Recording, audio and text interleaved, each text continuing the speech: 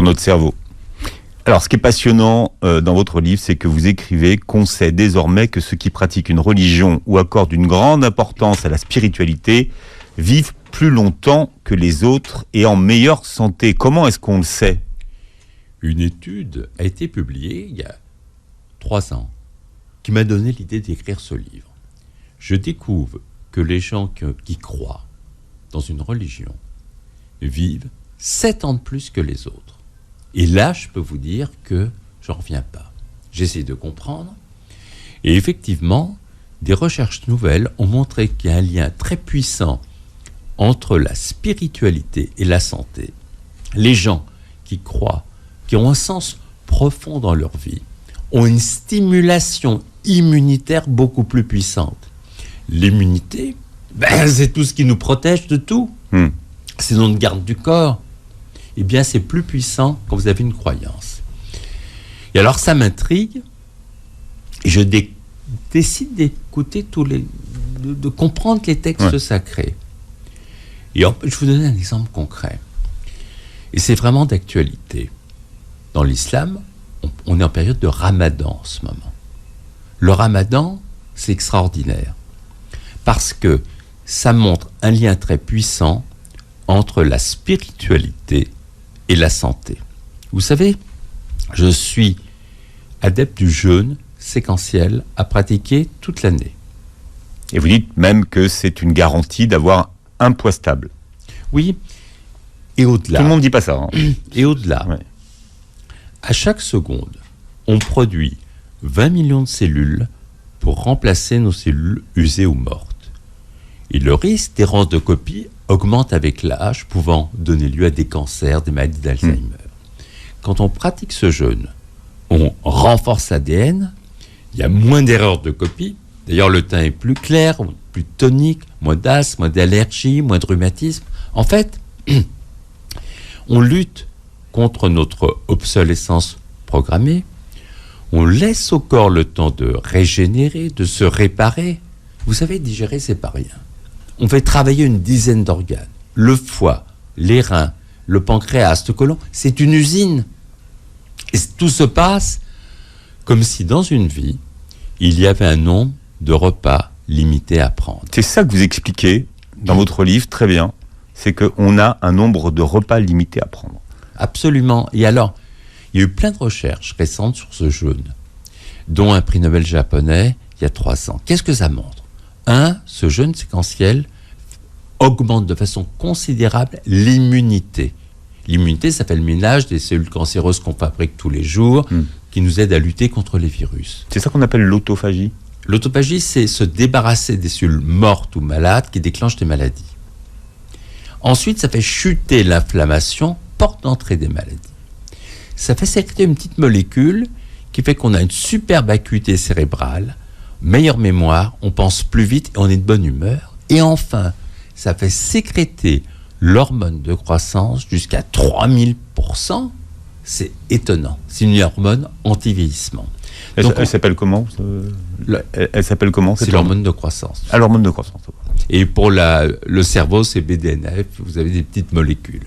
Alors, globalement, ce jeûne séquentiel, c'est très intéressant parce que Ramadan, en ce moment, montre à quel point il faut jeûner. C'est une ouverture extraordinaire. Et je veux dire que, en dehors de cette période de Ramadan, il y a d'autres jeûnes dans la religion musulmane qui continuent. Et quelque part, quand je me suis beaucoup intéressé au Coran, et j'ai beaucoup appris. Tu as rencontré des théologiens au Maroc. Et j'ai été rencontrer des théologiens au Maroc pour essayer de mieux comprendre. Et en fait, dans la religion, ça montre qu'on est responsable de son corps. On est comme locataire de son corps, on doit en prendre le plus grand soin. C'est un dépôt, quoi. On a le corps en dépôt. On est en dépôt, on est responsable. Et quelque part, le Ramadan correspond à une forme de purification intérieure. Vous savez, on parle souvent de détox, mais à un moment donné, si votre corps, vous le poussez tout le temps à vous alimenter sans vous arrêter, vous allez l'user. Vous savez, tous les 5 jours, on refait complètement la tapisserie des intestins, on refait toutes les cellules. Alors, je ne vous dis pas si vous êtes tout le temps en train de pousser en alimentation. Vous savez, aujourd'hui, en France, on ne meurt pas de carence ou de faim, on meurt d'excès. Donc, quelque part, de pouvoir, par le jeûne, avoir la maîtrise de soi pour une optimisation de soi aussi. Arriver à cette notion de purification intérieure où vous faites un bien extraordinaire. Alors moi, ce que je propose, c'est que, quelque part, le ramadan est une période d'initialisation aussi au jeûne. Mais ensuite, dans l'année, quand ramadan sera terminé, essayez de continuer à 2 repas par jour au lieu de 3. Alors, il y a une petite chose que j'explique dans le livre, parce que certains vont dire j'ai un petit peu faim. En découvrant tous les textes sacrés aux 4 coins du monde, j'ai découvert des mélanges de plantes qu'on appelle calories mimétiques, dont je donne la recette dans le livre. Ces plantes, quand vous les prenez, il n'y a pas de calories, ça fait croire à l'organisme qu'il y en a, alors qu'il n'y en a pas. On n'a pas faim du tout. Et en étant bien hydraté, on passe sans problème de 2 à 3 repas et on gagne des années de vie en bonne santé, c'est absolument fabuleux. Et les champignons, c'est bon. Oui, alors, les champignons, c'est bon pour la santé. Mais vous savez, le poids, c'est un vrai sujet.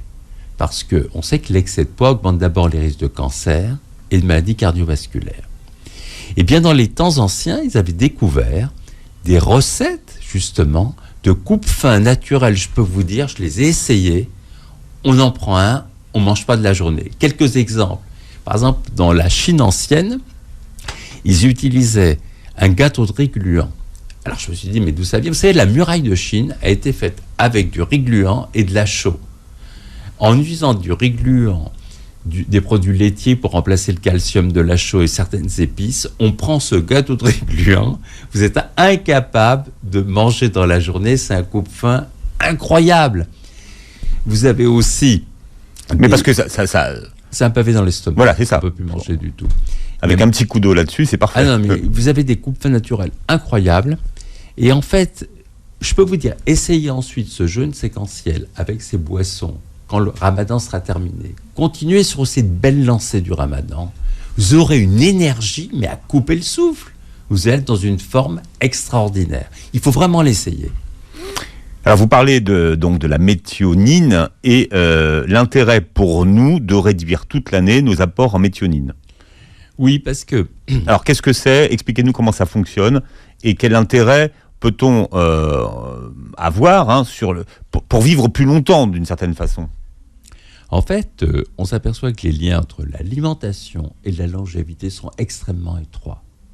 C'est-à-dire que quand vous avez une belle alimentation, alors c'est pas de compter les calories, ça c'est complètement terminé, c'est simplement entre des aliments, il y en a qui protègent et d'autres qui réduisent l'espérance de vie. Il y a une étude qui a eu lieu formidable, qui a montré que par exemple quand vous prenez un hot dog, à chaque hot dog on perd 36 minutes de vie, et quand vous prenez par exemple une poignée d'amandes sans sel, on en gagne 26. Donc il y a des aliments qui vont vous faire qu'on va mourir plus vite et d'autres qu'on va vivre plus longtemps. La méthionine, c'est un acide aminé, on s'est aperçu, dont on a besoin, mais il n'en faut pas trop. Et donc, si vous en prenez trop, eh bien tout simplement, on sait que ça réduit l'espérance de vie. Donc, il y a des aliments qui sont très riches en méthionine. J'en donne la liste dans le livre. D'autres qui en sont pauvres. Un autre exemple très passionnant dans cet esprit, c'est le fer. Alors là, je peux vous dire... On a lu beaucoup de choses sur le fer, d'ailleurs. On dit une santé de fer, faut du fer et tout. Manger des épinards, c'est plein de fer, et on s'est rendu compte que c'était faux. Oui, et puis pire que ça, on s'est aperçu que les gens qui donnent leur sang font moins de cancer et moins d'infarctus que les autres, moins d'accidents vasculaires cérébraux. On s'est dit, mais quand ça se fait que ces gens qui donnent leur sang sont moins malades? Et en fait, ils se débarrassent du fer. Et en fait, le fer, il faut, on vous dit par exemple, c'est entre 50 et 150 qu'on fait une prise de sang à la ferritinémie. Il faut être en fait le moins normal, mais dans le plancher bas. On a dans l'organisme de quoi fabriquer un clou complet, mais quand vous avez trop de fer, on rouille de l'intérieur. Et on va s'oxyder beaucoup plus vite. Donc, il faut réduire les aliments riches en fer pour vivre plus longtemps. Et notre invité ce matin, c'est le docteur Frédéric Salman, à l'occasion de la publication de La santé devant soi. C'est votre nouveau best-seller, Les secrets millénaires, qui va changer votre vie. Vous nous avez dit tout à l'heure que ceux qui croient en une religion ou une spiritualité vivent 7 ans de plus et en meilleure santé que les autres. Mais finalement, est-ce parce que les croyants ont un mode de vie plus vertueux, Frédéric Salman? Non. Justement, non. Comment on le sait, ça? En fait, si vous voulez, globalement, il existe une force du mental qui permet de se protéger de nombreuses maladies et aussi souvent guérir. Vous savez, on s'est aperçu, par exemple, que le placebo, vous savez, c'est un faux médicament. Vous avez mal au dos, je vous donne un comprimé, je vous dis ça va vous soulager. En fait, c'est des bobards, c'est un comprimé de sucre.